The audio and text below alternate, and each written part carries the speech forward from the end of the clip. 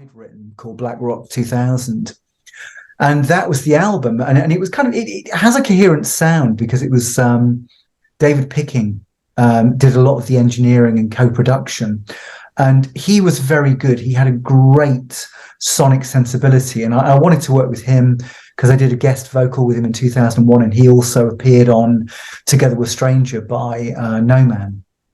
So I think that he's the best thing about that album in the sense that it's got a good sound. But I just think for me, it's weird. There's kind of, it seems to be shades of grey, that album for me. And also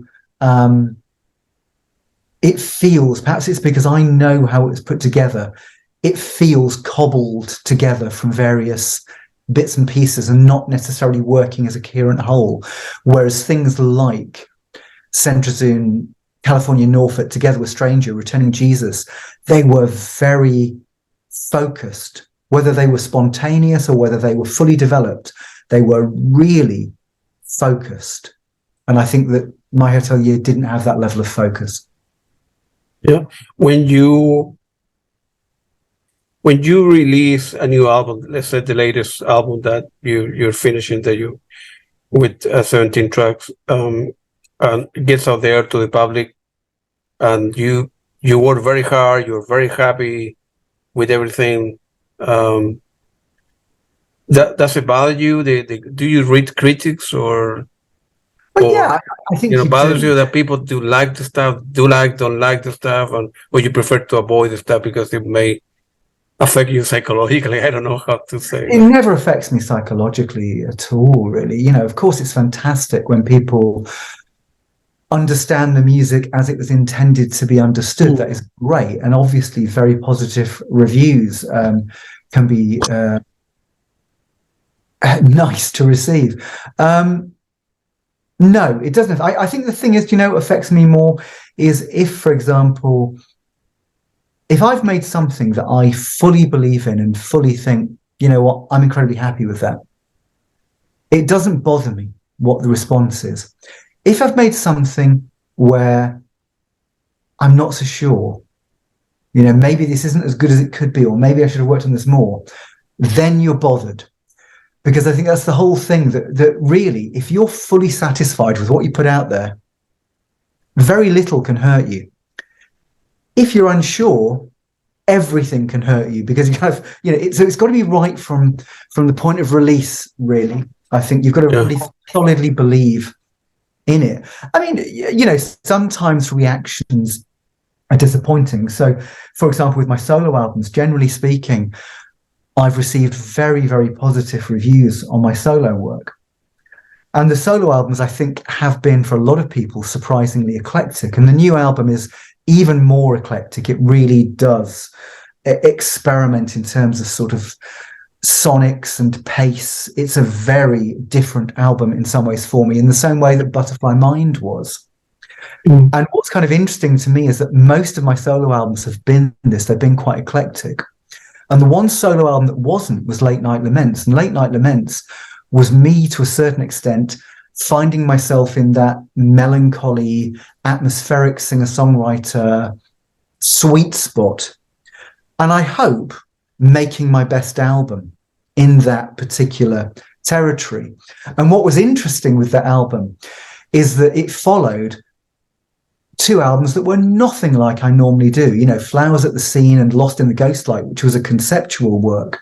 Yeah. And what's quite funny is that Late Night Laments, which I absolutely, adored making, comes out.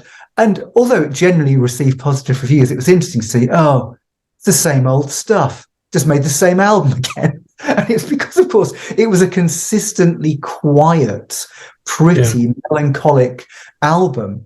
And you're thinking, well, wait a minute. Didn't say that on Flowers at the Scene, didn't say that on Lost in the Ghostlight.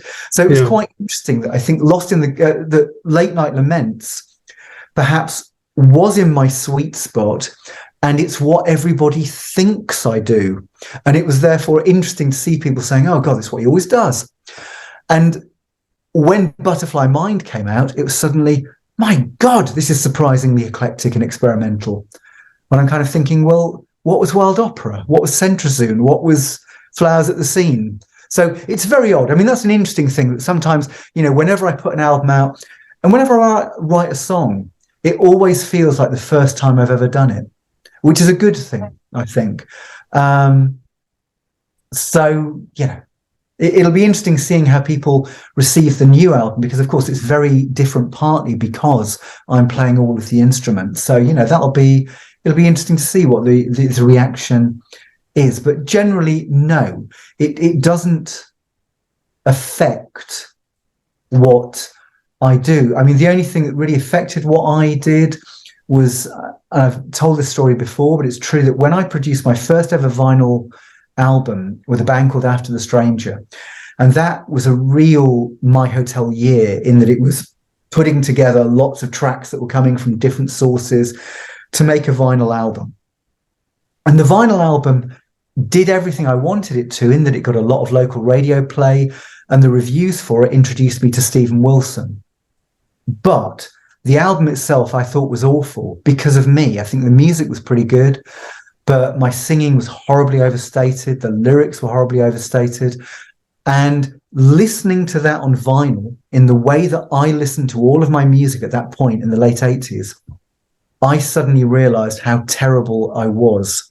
So that was, that's an occasion where you realize, oh my God, things have to change. And, within weeks of that, my approach to writing lyrics and singing transformed. So that was probably one of the biggest periods of kind of self-education, really. That's great for the comment and open up. I think if people were to have like a physical thing in front of them, right?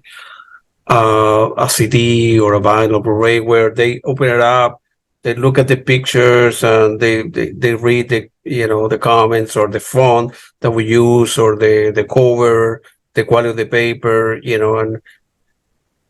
and then listen to the album, right? Put the vinyl, put the CD, they will have much, much better appreciation, right? Taking everything into consideration than going to Spotify, listen to, never have the album, never seen the album, never seen the cover. Oh, the Spotify recommend me the latest Tim's album, and you listen to 20-second track. I don't like it. The next, next track, 20-second. It's okay. The next, so then they listen to an album, quote unquote, a new album in like 3 minutes without listening to anything, without putting attention.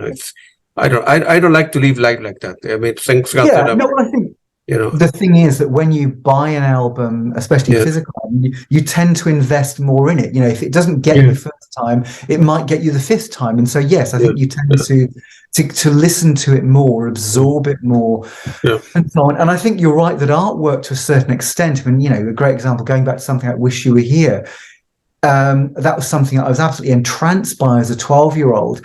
And it was the music and the artwork, and they complemented each other, and it invited you into an entirely different world. It was although it was quite bleak and emotional music, it was also an escape from ordinary life. And so I think that, yes, that artwork and interacting with that can sometimes enhance the meanings of the music. So, it can all come as a sort of package of lyrics, artwork, the musical sensation that can give you a deeper connection to the artist. One of my favorite albums of all time, Hijira by Joni Mitchell.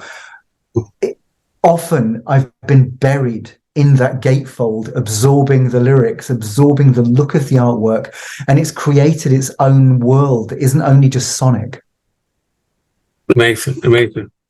In let's see, in May 2020, you guys, the two of you with Stephen Wilson, launched the album Years, and an audio-only podcast. Feel free to elaborate. What was the motivation to doing that together? I don't know if you guys, with lack of time, I suppose, it's hard to keep on doing that. But what was the main motivation of doing that and putting that podcast together? Well, that one was Stephen phoned me up. I think it was on the first day of lockdown, and he postponed the release of The Future Bites. Yep. and said, look, I was thinking we should do a podcast. What do you think? Any ideas? And so we were on the phone for about an hour and a half, discussing what we wanted to do. And I think both of us decided that we wanted to give back to music what music had given to us, because as you were saying about yourself, music has been very important to both of us. It's been an absolute passion and something we've lost ourselves in countless times over the years. And whenever we meet, we will still discuss music, and we'll still discuss film, we'll discuss books, we'll discuss our personal lives as well. But music still holds a vital place for both of us. So we wanted to give back to music what music had given to us.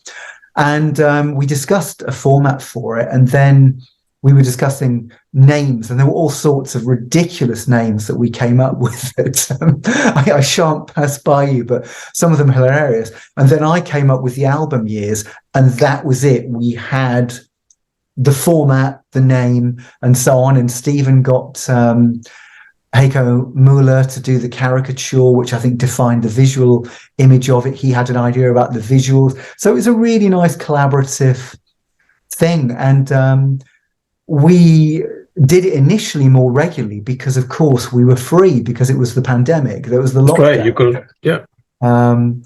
So we didn't really have that many places to go. You know, that was our idea of a night out, was the album years. And yeah, it's basically a continuation of the conversations that I've been having with Stephen since 1987. So it's been really enjoyable to do, and there will be a lot more to come. I think we just find it difficult finding the time to do it regularly, really, because obviously over the last year, Stephen's been working with Porcupine Tree live and releasing their last album. He's also been working on a brand new solo album. I've been working on a solo album. He's been doing a lot of mixing projects. I've got Burning Shed, and we've both got families as well. And of course, you know, that takes up time. So, you know, but yeah, that's why haven't been as many album years as perhaps there should be, but we're definitely thinking of doing more. Well, hey, that would be great. I will listen to all of them. Feel free to elaborate your collaboration with Giancarlo Era. Have you ended up meeting him, and what's attracted you to work together with Giancarlo? I've ever met Giancarlo, yeah, many times. Yeah.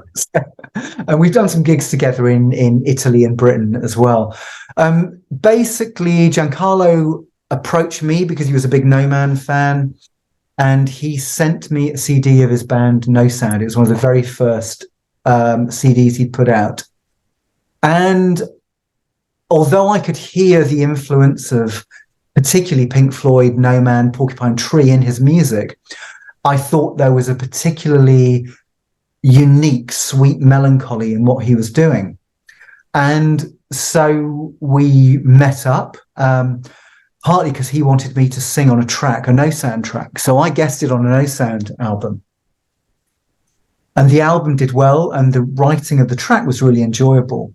And so that the album developed from that, really. We wrote the Memories of Machines album over a period of 5 years, and we met up in all sorts of places. We wrote it in Britain, we wrote it in Manhattan in America, we wrote it in Italy and Rome. We went to all sorts of studios. And what was interesting about that album is that my new album, which I've written over a 3-month period, is stylistically all over the place. The album I was making with Giancarlo was written over a 5-year period in about 4 different countries, and yet was stylistically all of a piece. And I think that when I write with Giancarlo and when I write with Peter Chilvers, it's very natural, it's very good, and we're always in the same space. So I think the music I make with them is more stylistically and emotionally limited, but it's very nice to make. It's a very creative process, and I think we do something worthwhile. When I do something with Stephen Wilson, as I said before, a bit like with my solo work, it could go anywhere because both of us have got tremendously eclectic tastes. and passions. And I like doing both. I love Late Night Laments as much as I love Butterfly Mind, even though one of them is stylistically all over the place. One of them is very focused. So I think that when I write with, as I said, people certainly like Peter Chilvers and Giancarlo, it's almost finding an emotional sweet spot that we can all inhabit and enjoy working in. So it's great fun working with it. And I've written a couple of things with Giancarlo over the last few years. So we're still in contact. And I think that, there's no doubt that we'll do something together again. Yeah, that's great. An album which is important to me and important for a lot of people, I think important to you, the Rain Tree Grow. Feel free, what memories, feeling do you have? Have you ever worked with David Sylvian to begin with? No, I've been in contact with him via email. I've never worked with him. I've worked obviously with the others, Jansen, Barbieri. And well, Japan were a band that I loved when I was at school. So, when I was at school in 1980, I bought Gentleman Take Polaroids. It was a double single and absolutely adored it. And what I loved about Japan, the single can be an art form as well. I love singles. And Gentleman Take Polaroids was a great hook-laden single that fitted in with the times while also being quite ambitious. But what was particularly nice is that the B-sides were very experimental, very unusual, and suggested that there was a depth and a creativity there. And so, Japan was certainly one of my favorite bands growing up. And, an artist we've not discussed, somebody like David Bowie was also a huge influence for me. And so I followed their career, anything from Dali's Car to the David Sylvian solo works to the Dolphin Brothers and so on. I'd always had an interest in what they had to say because they were such unique musicians. And so Raintree Crow, along with Talk Talk's Laughing Stock, was certainly one of my favorite albums of 1991. It's an album that I absolutely adored. And I think that they came into the frame, as I think I may have mentioned in the last interview, that we were doing No Man gigs as a trio. So it was me, Ben, Stephen Wilson, and backing tapes. And despite having the backing tapes, it wasn't sterile. It was really quite aggressive and passionate. And it was almost like we had three lead performers, because Stephen was a great guitarist, Ben, stunning violinist, and I'm at the front singing. So it was almost like we had three lead people and backing tapes.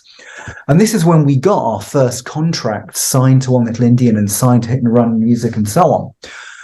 But once we were signed, they wanted us to have a rhythm section, be more orthodox. And so Stephen and I, partly as a joke, kind of looked at what our favourite albums were that year and said, okay, well, if we can work with the Talk Talk or Raintree Crow Japan rhythm section, we'll do it. And unbeknownst to us, the people at the label and the people at our publishing company got in touch with them. So at our next gigs, Jansen, Barbieri and Khan were there, and also, Lee Harris and the Talk Talk rhythm section were there. And we ended up being managed by Talk Talk's manager for a few years. And Jansen, Barbieri and Khan obviously ended up working with us. And, to this day, I'm still in contact with Steve and with Richard. And obviously, sadly, Mick died, as you know. Yeah, of course. Yeah, I do. Yeah.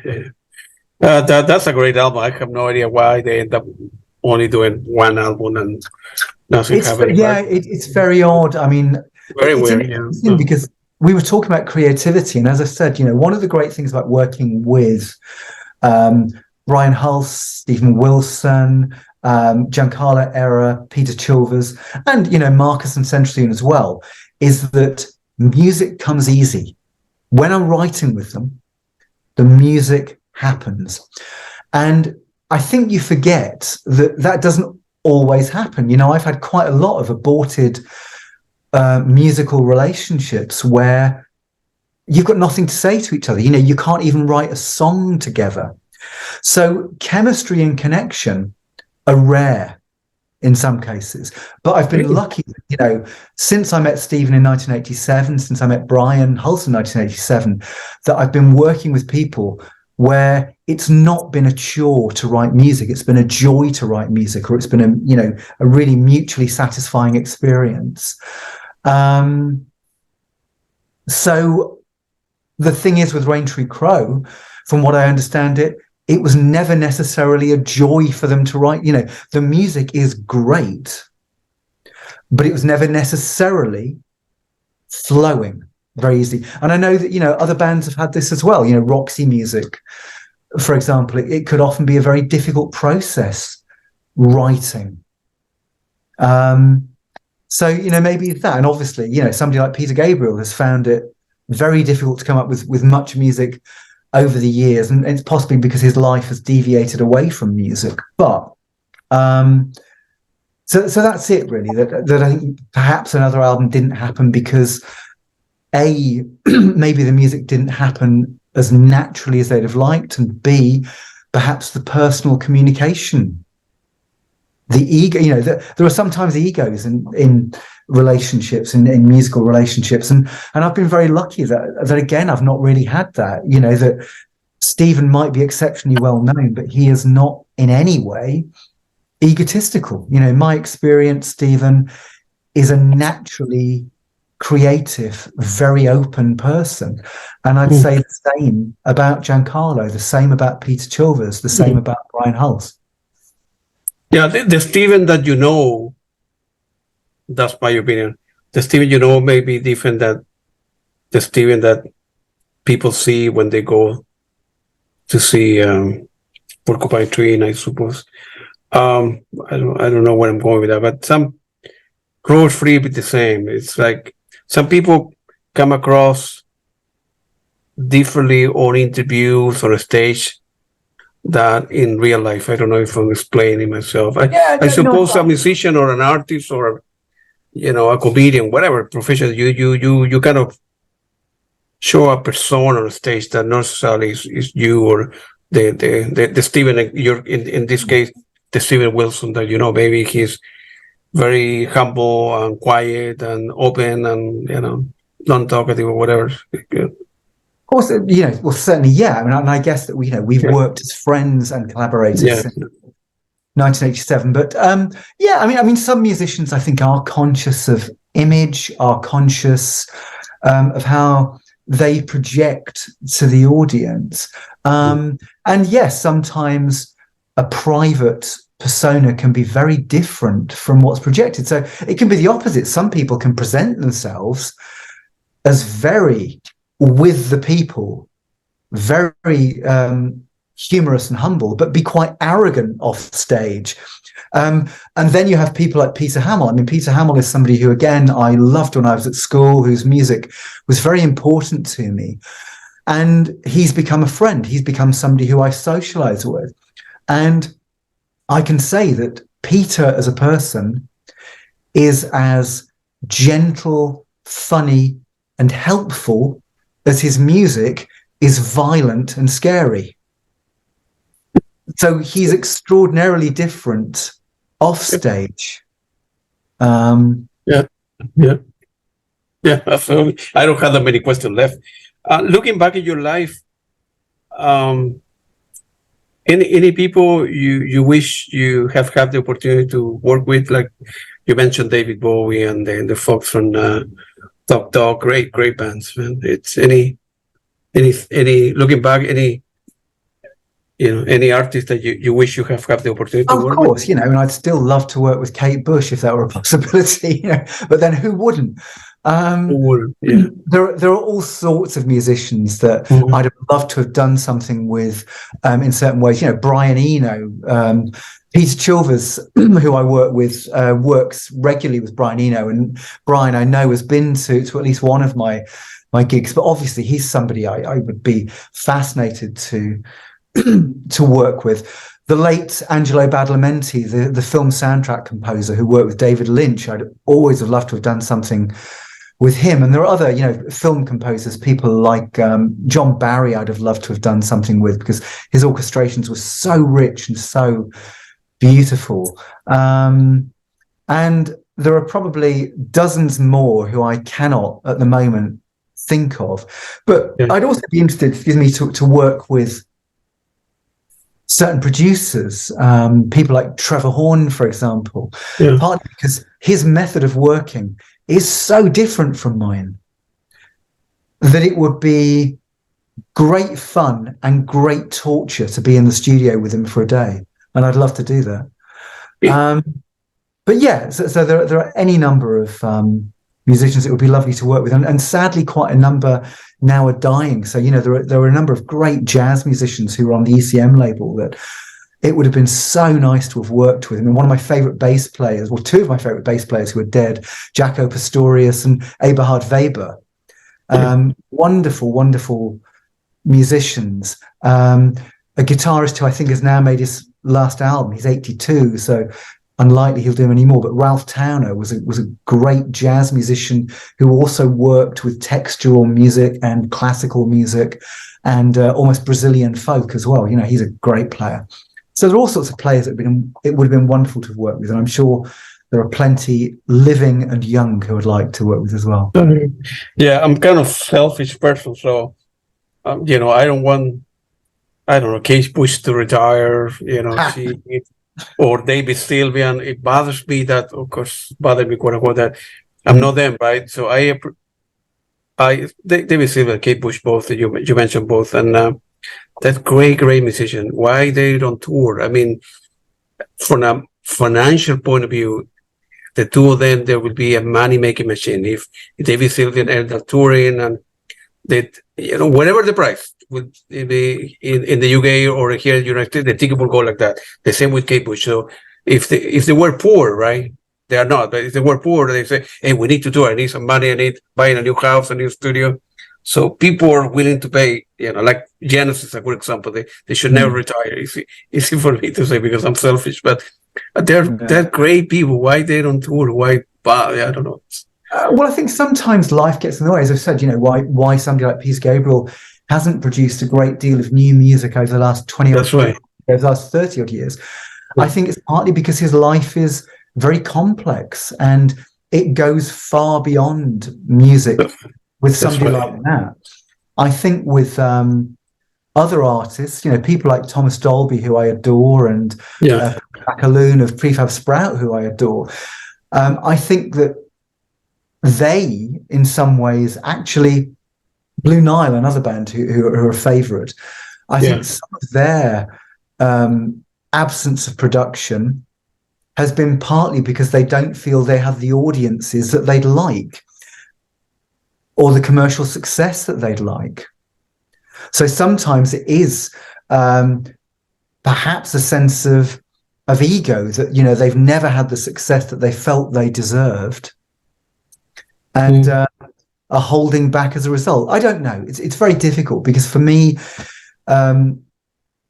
whether there was an audience there or not, I know that I would still feel an emotional need to create something, because to me, it's almost like breathing. You know, there's a sense that anxieties, emotions, feelings of love even come out better through music.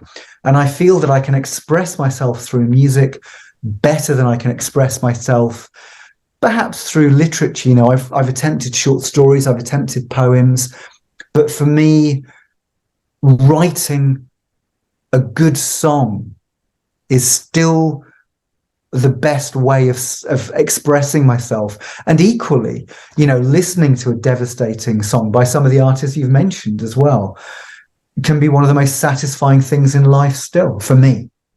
You mentioned Blue Niles, and I was thinking about Cranes and Lash. They're great. Why those, you know, again, my same comment, why people don't tour, man? I will, you know, finally, you know, Peter Gabriel is going to tour starting in a month from now. Actually, I'm going to be going, you know, I'm going to Italy to see him for 2 days, and then I will see him a couple of times here in the US when he comes back from Europe. And then again, you know, I see only one side of them, right? I see Peter Gabriel, the sample, the musician, but he got the studio label, you know, and all the stuff they do. So it's hard for me to, I will argue, right, why they cannot put a new album together or why they cannot tour again. I would love to see them. I never seen Kate Bush. I never seen David Sylvian, for example. So it's. But sometimes as well, I mean, and we can build on this one if you like. Sometimes as well, people can fall out of love with music, or music becomes a job. Yeah. I mean, the thing is that Stephen Wilson and I know a lot of professional musicians, and we know a lot of well-known musicians, and we also know that there are a lot of musicians out there who actually don't listen to music or don't love music, or music just became a job to them. It became a way of generating income. And I think the thing is that the people I tend to work with, and I include Stephen Wilson in that, still absolutely love music. And there are, of course, professional musicians out there where it was the most important thing in their lives when they were 12, 13, 14, 15. And it's still, in some ways, the most important thing in their lives, along with their family, along with their health and so on. So I think sometimes it's that some people can fall out of love with making music. Again, you talked about Sylvian, but I know that I've read interviews with him where he's not been satisfied with what he's been doing. He's fallen out of love sometimes with the conventional song, or he's felt he said as much as he can with it. Whereas, and that must be frustrating, if you feel you're not fulfilling the ideas in your head, or music isn't living up to what you want to do. Whereas I've always kind of used this quote from Dennis Potter. Dennis Potter was a well-known playwright in Britain, famous for The Singing Detective. I don't know if you know that. And he always said of his work that he was on a field and he was constantly looking for new bits of the field to till, and he'd always find it excitedly. I've not dug this up. So he was always finding new bits of this field to dig up.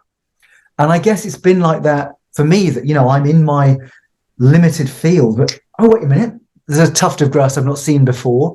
There's still a sense of excitement, but, maybe life can take its toll, or life can change, and music becomes secondary. So that might be an answer to a question that you're asking as to why some people aren't writing, aren't touring.